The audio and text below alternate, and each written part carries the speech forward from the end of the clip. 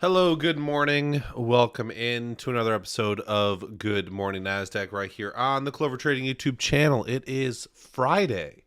I know it doesn't feel like that. Kind of got a half weekend right in the middle of the week here, with yesterday being off. We did some live trading on Wednesday, and we're back for a little one-day pause and then a weekend. So it is the 20th day of June, year of our Lord 2025. I want to welcome you all in here this morning. Huddie should be joining me any minute now. Said he had some errands to run and he'd be back by 9, so tried to give him a couple extra minutes. But I know I don't want to keep you guys waiting too long, so we'll get started today. Wowza, do we have a big cap runner today, an IPO squeezer, with CRCL up in the mid 200s or low 200s now. Pretty phenomenal breakout there over the 165 area. Uptrend all day on Wednesday and then into this morning, gapping up almost 20% right now. So congrats to longs there. Once again, too smart for the trade. Thought the risk reward wasn't that great, but you didn't even have to risk anything. You could have just bought. Hello, girl, you're gonna hate me. we're live. Hang on. We're live. Did you hear me through these headphones? We're live. Oh shit. Yes, I can hear you. And so yeah, just a phenomenal trade there for anyone that caught that one long into this Friday. We'll see. Is it a gap that can't hold and it fades back down to where it came from, or is this just the start of a kind of blow off top and we go much higher today? Right now at 8:56 a.m., I don't have the answer for you. I'm not a good predictor, but that is going to be a play going into today, into next week. So nice to see some continuation there. Overall market coming into Friday is slightly green, up 0.35%, just kind of consolidating near the highs of the past few weeks. So just keep an eye on that. And this morning we do have a couple gappers. We got one oldie that we've traded before. That's up 114%. We'll talk about that one. And then we got a couple that are flirting around 60, 70, 80%. So might hit those as well. As always, get going there in the live chat. Let us know where you're tuning in from. Let us know anything you really want. Don't really care. Comments, questions, no concerns. Or if you do leave the concerns, I probably won't bring it up unless it has to do with the burping and slurping. That one was too good to leave alone. But yeah, get in the live chat. Let us know what you're watching going into today. Any tickers that you have questions on, we'll get to those after we finish the gappers. But we do have 1, 2, 3 Drummer Max in there. Mazin, Marion, Chris, Randy, P Daddy Slim, Baja Express. Good morning. Thank you guys for spending your mornings right here on the Clover Trading YouTube channel. Be sure to check out other videos we post. We post long form content every single week. Sometimes we have those watch list videos and just kind of market sentiment videos at the end of every week. So make sure you're subscribed to the channel. I want to get that number up towards 7,000. And hit the notification button because we're live every day the market is open and you don't want to miss it. We have a good time here. We have a lot of fun. We hang out. We talk with the live chat. We go through some of the biggest gappers of the day. And we answer some of your questions. Huddie, are you here? I'm here. I have my headphones on. Does it sound muffled? No, it sounds better than normal. No way. That's amazing news. It's That's not crazy. the best, but it's fine. There I'm he walking in the is. streets of New York. I'm sorry. I got my coffee. Yeah, excited for today. What a little market we were in at the end of last week. I like that. Well, it's still this week. Yeah, but it's the second Friday of the week, you know? Yeah, I last night I was sitting down like making my watch list and I was like, oh my gosh, I have to do a weekly review with a couple of friends that I talk with on the weekends. I'm like, wait, no, tomorrow's Friday, not Monday. And Look at this gorgeous day. yeah, it's really cool looking at all those buildings and no grass or trees. What about the flag? There's a flag. We'll count the flag, I guess. Why don't you take your shoes off and get some grounding in on the Not concrete? possible. That looks gross. Someone's doing it. I promise you that. All right, so you were trying to review with your friends and you realized It wasn't Sunday. it wasn't review day. So I got one little day left, kind of a 3-day pause breakout here. A little day today, and then a weekend. The last thing Dom told me was, "You're really gonna buy CRCL?" Right there. I said, "Yep." Are you still in it? Of course. Huh? What? Of course. What's it at? I have half my position. 231. Amazing news. Almost $100 a share higher. Are you gonna sell at the open? I don't think about it. You don't know. My plan was really to hold it for 3 days, but then it went really high. So I was like, all right, change of plans, I guess. I'm up like 8-to-1 risk reward right now. Yeah, it was a nice trend. It was easy to hold, huh? We don't get a lot of those. I just didn't watch it. You didn't need to. Even if you were, you would have been stressed. Yeah. Anyways, what are the gappers for today? All right, let's start with the gappers. Biggest gap of the day is Wheeler. If you guys remember that one, we've definitely traded it before. Wheeler Real Investment State. She's a low float and she's dilutive. Yeah, let's take a look here. Wheeler Real Estate Investment Trust, a 1.09 million float. It's a REIT. I don't see any new news or catalysts. So if you see one, put it in the live chat for me. There's some major developments, 610 and 614, 600K shares issued from conversion of notes on June 11th to Stillwell. Says based on historical amounts of monthly redemption requests, it's very possible the company will not have enough shares of registered common stock from its current registration statement to settle redemption requests on July redemption date. What does that mean, Huddie? That's crazy. That means they don't have the shares to give to the people that need to get their shares. The diluter? They need more shares. Yeah, they don't have enough shares to give. That doesn't sound like a good spot to be.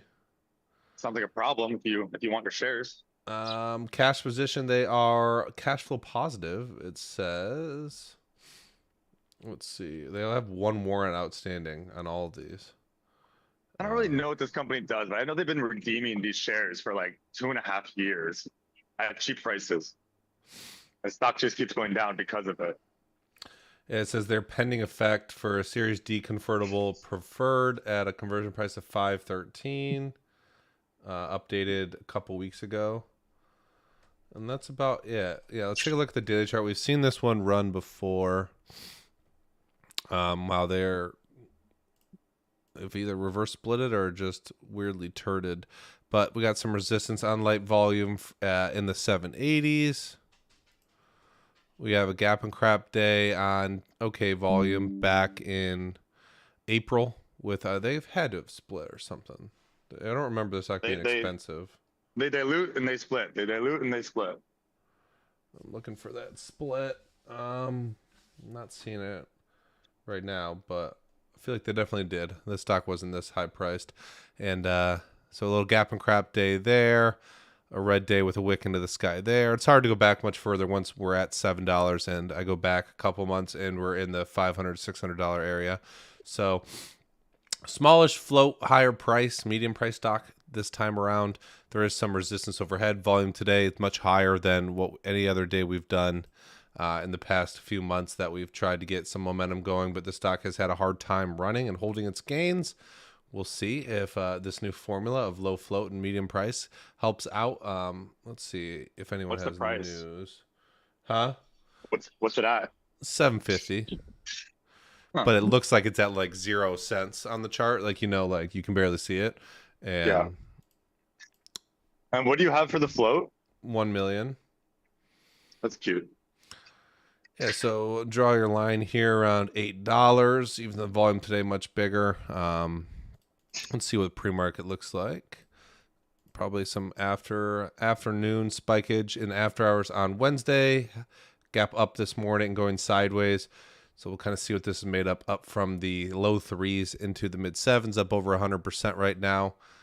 I don't see a catalyst. I don't see anything, but I'm sure there probably is one. Says their cash flow positive, says offering ability is low. But on a Friday, kind of a weird holiday week, I could see something like this getting some hits, getting a little squeezy on a Friday, but also with the rest of the daily chart and everything Huddie's saying, could also see it just being a complete turd, maybe spikes a little bit out of the gate, and then kind of comes back down to where it came from.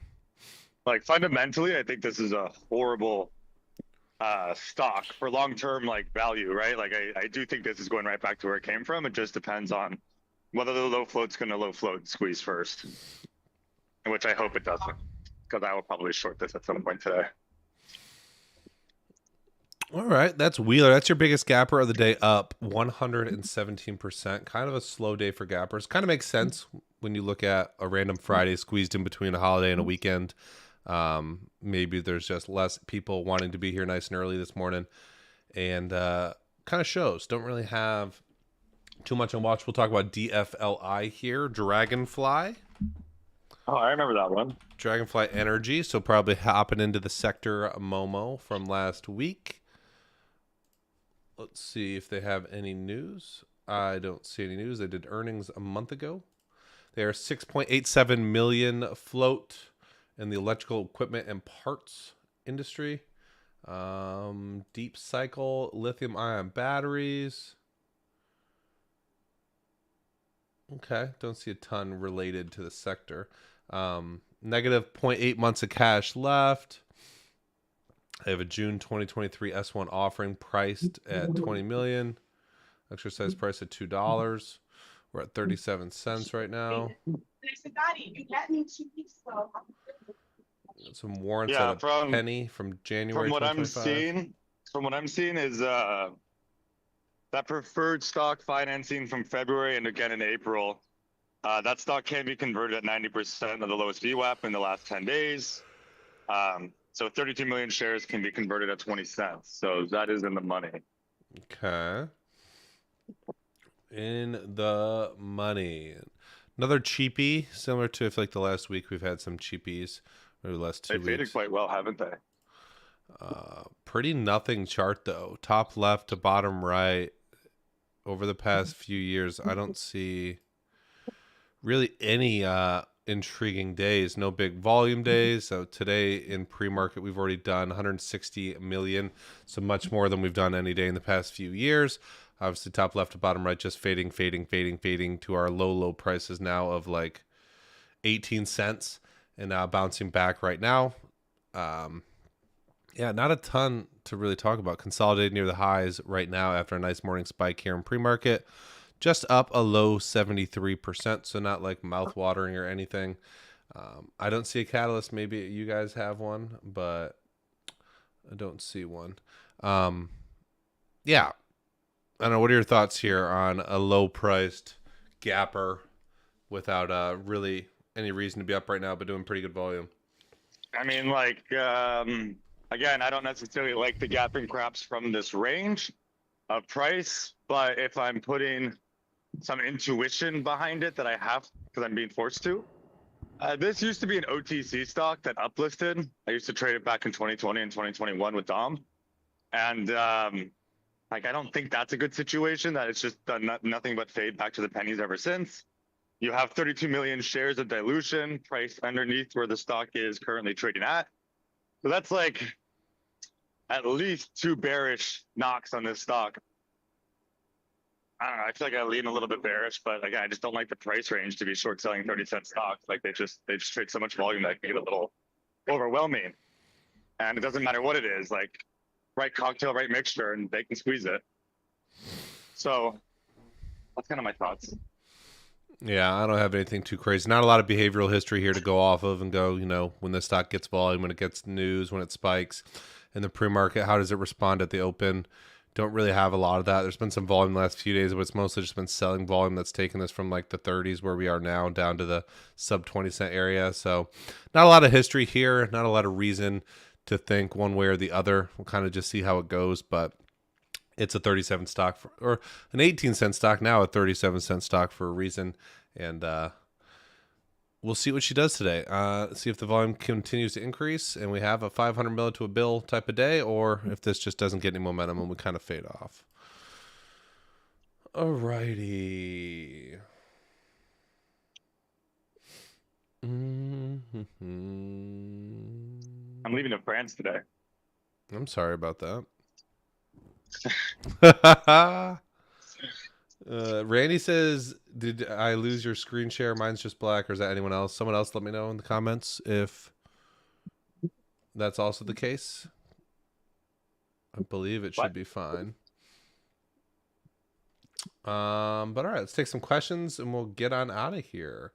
123 General Max says DWSN looks good for reversal. Probably not. I don't remember what happened that day. What happened that day? It went down. Was it just regular gap and crap? Yeah. Yeah, I know, this is kind of one of those that's tricky for me. It is technically around 300%, 130-ish to 550. That probably fits. It was that one that was up to like 12 or 13 in pre-market and then opened way off its highs, but it was still up a lot and then faded even more. Kind of just in my brain thinking that there's probably just poop here and it's just going to continue lower. Dollar volume is kind of right around the minimum, but this isn't really one that ran at all. I know Gratani didn't look at that in his DVD, and as long as it hit 300% plus in market hours, it was good enough for him. So technically, by those standards, you're probably looking at one that fits criteria. Yesterday being 3.6 million, around a $2. Yeah, it's probably right around there. So potential, but it really has been just really, really weak since the pre-market gap that day. It spiked a bit, or from 3 to 15, opened around 5, and then is just down to like 2 right now. So definitely could see it pop back onto radar. Maybe it does have a good risk reward situation and bounce, but sometimes my gut on some of them just tells me that it wasn't really in play even when it was in play, and maybe that makes me believe less people are watching it or looking at it, and any shorts that were in it got paid on day 1, paid on day 2, paid on day 3. Maybe there's enough that are continuing to hold that really want another 30 cents a share. I don't know. But technically it's close to fitting criteria. We'll see how it goes today. P Daddy says these large caps look so good in hindsight, but in real time feels like you're chasing. Yeah. You could say that it's not necessarily just a large cap thing. I feel like that could go for a lot of, especially breakouts that you look at where as long as they work and run, you're going to look back and go, I could have found a bet. I could have found a risk level that made sense. Just in the moment, sometimes it's hard because we have so much failure in a lot of the trades that we take that we have reasonable gut feelings of like, what's best case here. And sometimes we miss on that and stocks go further than we ever thought. And so sometimes it's not necessarily about where the stock went, unless you have like a super patience play like Huddie did. Like if you were like, I'm going to sell at 170 or 180 on something like Circle, and the risk reward didn't make sense, you can't look at it now at 240 and go, oh, it would have been 40 to 1 risk reward if you never would have made it past 170. So it's kind of back and forth, back and forth. You're always going to miss stuff, but your job on your weekly reviews for yourself is to kind of figure out how you would have played something had you found a way in, and is it profitable for you in the long run. Do I like Zero for reversal? I do. 123 Joe Max says, haven't seen a good multi-day breakout in small caps in a while. I feel like that's not true. Trying to think in small caps. Is NVTS a small cap? No. Mid cap? It's like middle. Yeah. Maybe. I feel like we have seen them. They're just not like A plus in terms of volume. Like wasn't SBET? SBET, there you go. I mean, it's still middle, but SBET. It came from $3. That one felt like a chase. It's hard. You never know. That's why it's like, don't think. Try not to think too much. Dude, thinking is so overrated. I bought SBET at 53. That felt like horrible. And then it went great. Then it went to 120. All right. Marion says, Dom, how do you typically enter breakout trades? What do you want to see pre-breakout intraday? That is much too detailed of a question. Happy to answer that on a webinar. My webinar is over for this week, but if you get involved over at clovertrade.io, I'd be happy to go into specific examples and give you a very long answer on that. Or if you check out the archived webinars, we've talked about that many times on specific examples and what differentiates between specific examples, why I'd want to enter in a different way over, just buying the breakout level per se. Everything on says it's good. We're good on the screen. I'm not going to say your name, or I'm going to try. Chimabi? Dom, do you like SRM for a breakout? I do. Also, if you were in Clover, you'd know that was on my watch list. I post my watch list every single night. I do like this one. Good catalyst. This one was the treasury play with what, Tron or something. Kind of had a failed reversal. I want to say Friday, but it's Wednesday. And now bouncing into the nines. We'll see what the volume looks like. See, it's kind of popping here in pre-market, but definitely on watch this morning.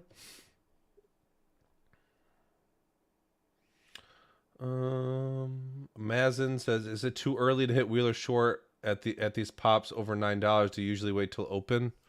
I'll save that for Huddie if he wants it. The answer is, for Huddie, it's definitely too early. I didn't hear the question. Sorry. Is it too early just to start shorting pops on Wheeler? Oh yeah, no, I wouldn't. I'm not even on my computer right now. That's how early it is. I guess if you're playing from a data perspective, why would you want to screw yourself over? We're 15 minutes left in pre-market. And it always seems like the time you break rules and start trading pre-market, it's like you short here in the 8s or 9s, and then it opens at 15, and you're like, we're 100% away from that, and it's like, now I could just be shorting a low or a spike or some sort of breakdown. But it's just like, I don't know.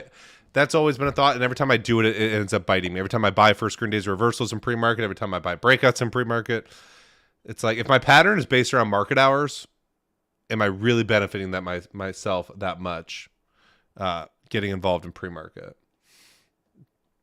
Yeah. Mark says, any interest in Hood breakout? I think Kyle bought it or is in it still. I'm not too interested here. The buy would have probably been Wednesday if you were dead set on doing it. I think you had to buy it in the 60s. There's a similar setup to what we're looking at here. I actually like this one more than that one in terms of consolidation. But I took off the chart. I would like more consolidation no matter what for these ones. But I know Kyle is either in it or watching. I think he's in it. Chamabi says pronunciation was not bad. All right, we'll take that. We'll take that. Have either one of you tracked data for holding day one gappers overnight on the long side? It would be much more precise than that. It's not just hold every day one gapper overnight, because I think you'd be kind of opening yourself up to the doji day one on all the red candles. I don't know. You've looked at data, but it's probably what, like 5% of all gappers that we see. Not a play that you'd say is, I have a whole day one gappers overnight. You wouldn't say it like that, because that would be deceiving. It's just like such a loosely defined question. I mean, it's got to be a better question than that. Like there's just like what type of gapper, and why are we holding over? Like what type of gapper? Like let's start there, right? Like define what a gapper is. How much percent does it have to gap up? Is it closing green? Is it up a certain percentage? Like you have to kind of like it's not just like hold, like you're saying, not just like hold gappers overnight. And I think on the overall, like if you're talking about like penny stocks, like most of these things gap down the next day. So like most of these things have a hard time continuing. Most of these things are going to end up offering. Most of these things are going to get sold into. But I'm sure there's a world where it makes sense to hold the gap overnight. It's just, how do you define it? Yes. Yeah, so he has looked into it, but it's more of a case by case, because if you try to play throw a dart at the wall and see what sticks, you're going to probably have pretty bad results. Someone asked PCSA, would you take it for a reversal, but it had an offering? This one's kind of borderline, 20 cents to a high of 78, so just a touch under 300%. Looks like it got some action here in pre-market. Oh, it's up a little bit in pre-market. I'm not going to lie to you and say I'm a fundamental genius and say, I would have to look into the dilution, but that is the one bit of criteria I am sometimes okay with just throwing out the window, because I've just seen so many. And the pattern itself is such a short-term pattern of like an hour longest, like maximum, that if something wants to bounce and has volume and has shorts covering and longs getting involved, I do think a 20 to 30% move is very possible in a short period of time. Do I want to hold that and invest in it forever? No. So if the situation is good enough, the risk reward is good enough, the volume is there, and I would just, if I could ask someone like Huddie or Kyle and say, what does this mean? And they're like, oh, it doesn't come into effect till next week. Or if there's something other behind it, besides it being some horrible toxic dilution, I will sometimes look at it. I will look into it. But with this specific one, it didn't fit that criteria. It was just a gap and crap, so I'm okay missing it. But I would say it's probably a pro that it has some volume here in pre-market, because at least now, it's already up 24%. So there's enough negative here for me that I would just stay away. But I wouldn't be mad at someone for looking at it. All right, I gotta go, Dom. All right, it's 9:19. We're going to wrap this up. We're going to head on over to the room. Only 32 likes today. I know I didn't ask at the beginning, but a little disappointed on that. Probably going to need to go home this weekend, think about our actions and our repercussions for our actions. But 32 likes, meh. We'll give it to you guys. It was a day off yesterday, going into the weekend. Maybe there's a lot of people not showing up today. Only 108 viewers right now. But appreciate you guys being here, the ones that are here. Appreciate you guys' questions, great questions. Huddie is going into his webinar right now. So if you ever want to join Clover and get access to these webinars, 4Leaf would be the place. You'll have access to multiple webinars a week. You'll get to hear all of our different perspectives on the week and the questions individually for us. So if you're interested in that, clovertrade.io. If you want to hit the like button on your way out, really do appreciate it. If you want to hit that subscribe button, really appreciate it. As we head into the weekend, let's have a wonderful day. Looks like it's going to be a little bit action-packed, at least in terms of viewing ability. So grab your popcorn, get to your mouses, grab your stream decks, all you scalpers out there, and have a great weekend. We will see you live again Monday morning, 8:45 a.m. Wow, you guys really, you did it there. You got over 50 real quick. I appreciate it. But yeah, that's all I really got to say. I appreciate you guys being here. It's nice being here on a Friday.